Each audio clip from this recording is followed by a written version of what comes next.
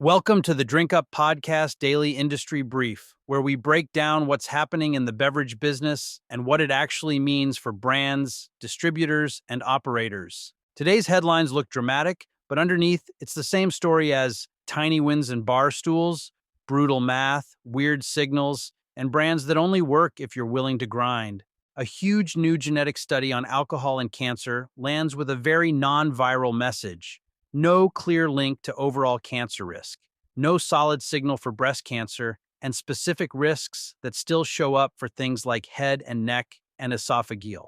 So no, this is not your permission slip to shotgun Negronis in the name of science, but it does mean the loudest one sip and your doomed messaging is getting more complicated. Your job is to talk like an adult. Heavy use is bad, context matters, and you don't need to market in fear to be responsible. On the beer side, the NBWA Beer Purchasers Index pops up from the December basement to the best level since last summer. We're not in crush it territory. We're in okay, maybe put the defibrillator away territory. That shift from contraction to caution is exactly where your tiny wins live. Smarter inventory, cleaner portfolios, fewer vanity SKUs, and programs your wholesalers can actually execute instead of just nodding at. Zooming out, consumer spending is still outrunning income. People are paying the tab, but the math on their side isn't pretty. Tax relief and softer inflation should keep real spending alive, but the guest is in full worth it or I'm out mode. That's your Brand V's promo line in the wild. If the drink, the story, and the experience don't earn their place, discounts won't save you. On-prem happy hour hasn't died, it just stopped being automatic. Some corridors are back to the classic Tuesday, Thursday 5 to 7 crush. Others feel like a Zoom graveyard. Younger drinkers will travel for a deal and a vibe. Older guests want convenience, and a lot of folks see after-work drinks as optional homework. This is your stool-by-stool sermon. You can't assume bodies show up just because you exist. You have to design specific occasions that fit how people actually live now.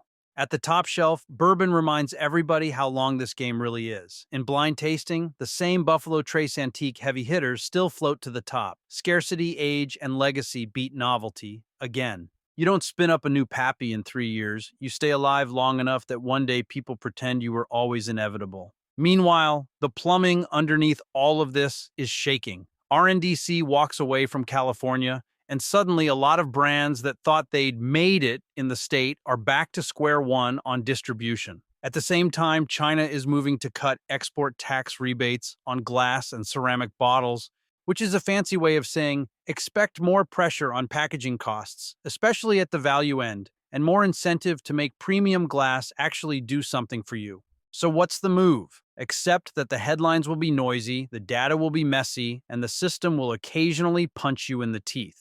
Then go back to the only thing that's ever worked in this business. Account by account, stool by stool, tasting by tasting, with brokers, distributors, and reps you support instead of blame. Your challenge this week: pick one account, one bar stool, and one unsexy cost line, and engineer a tiny win that still makes sense in this environment. If you keep doing that while everyone else chases the next scary headline, you're the one who gets called an overnight success.